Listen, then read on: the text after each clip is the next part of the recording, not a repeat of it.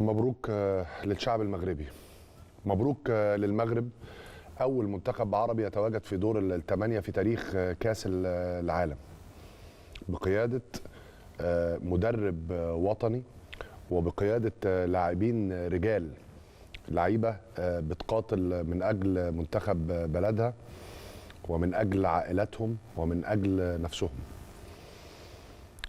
النهارده اللي انتوا حضراتكم شفتوه ده امام المنتخب الاسباني، والاداء المنتخب المغربي امام المنتخب الاسباني بغض النظر عن النتيجه ما جاش من فراغ. انتوا عارفين يعني ايه ان المنتخب المغربي يبقى داخل مباراه امام منتخب اسبانيا وتبقى التوقعات قبل المباراه او الاودز قبل المباراه 50 50. ده بيوريك حجم العمل اللي حصل في المغرب في السنوات الاخيره.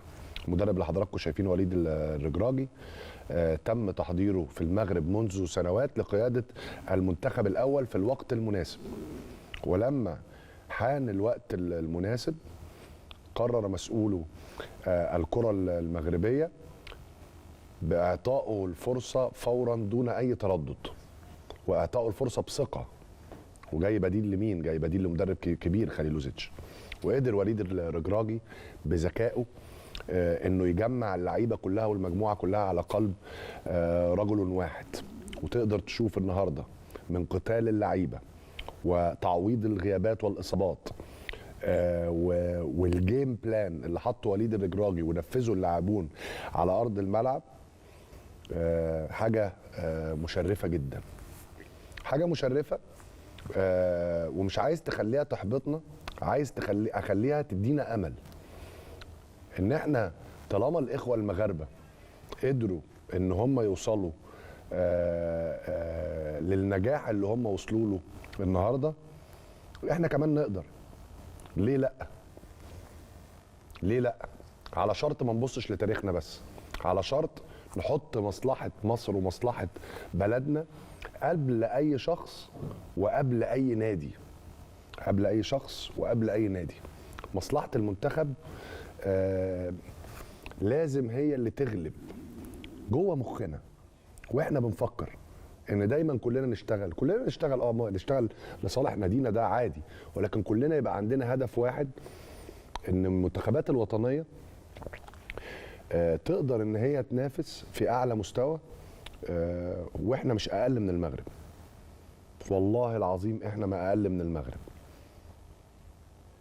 احنا عندنا كل الامكانيات، ولكن محتاجه رجال عندهم العزيمه على تحقيق اهدافهم، وان يبقى في خطه واضحه ويبقى في تخطيط من قبل مسؤولي الكره المصريه. وكلنا امل، كلنا امل مره ثانيه ان المستوى الذي ظهر به المنتخب المغربي والنتائج اللي بيحققها المغرب او حققتها المغرب في كاس العالم ووصولهم الى دور الثمانيه تكون عامل تحفيزي لمسؤولي الكره المصريه ولينا كلنا، ما تكونش عامل احباط.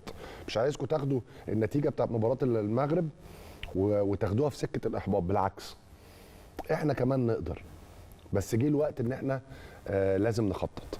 مش عايزين ناخد من فرحه المغرب ونتكلم علينا كتير، لان احنا فعلا فخورين بتواجد منتخب عربي في دور الثمانيه لكاس العالم.